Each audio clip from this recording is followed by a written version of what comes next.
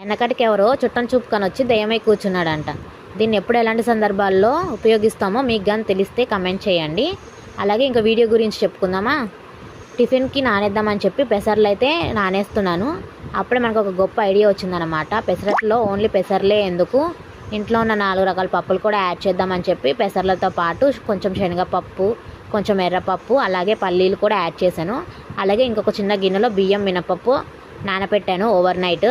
ఇంకా మార్నింగ్ అవంతా కలిపేసుకొని మిక్సీకి వేసుకోవాలి. అలాగే మిక్సీ జార్లో ఆ పప్పులతో పాటు చిల్లీ యాడ్ చేసుకోవాలి, అల్లం యాడ్ చేసుకోవాలి, కొంచెం జీరా యాడ్ చేసుకోవాలి, అలాగే తగినంత సాల్ట్ యాడ్ చేసుకోవాలి. ప్రతిసారి పిండి వేసినప్పుడల్లా టేస్ట్ చూసుకొని తగినంత సాల్ట్ వేసుకోండి.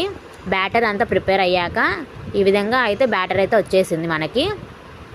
తర్వాత ఇంకా ప్యాన్ అయితే హీట్ చేసుకోవాలి. స్టవ్ పైన పెట్టుకొని ఇంకా ప్యాన్ హీట్ అయ్యాక అట్టు అయితే వేసుకుంటున్నాము. సేమ్ దోశలానే వేసుకోవాలి. చాలా బాగా వచ్చింది అట్టు, ఎలా ఇరిగిపోకుండా క్రాక్స్ ఏం లేకుండా చాలా బాగా దోశలాగా మెత్తగా వచ్చినాయి. పెసరట్లు అయితే చాలా టేస్టీగా ఉన్నాయి. పెద్ద డిఫరెన్స్ ఏం లేవు, అన్ని రకాల పప్పులు యాడ్ చేసాం కదా, డిఫరెన్స్ ఏం లేదు. టేస్ట్ అయితే పెసరట్లానే ఉంది. ఇంకా దానికి కాంబినేషన్ అయితే పల్లి చట్నీ అయితే చేసుకున్నాము.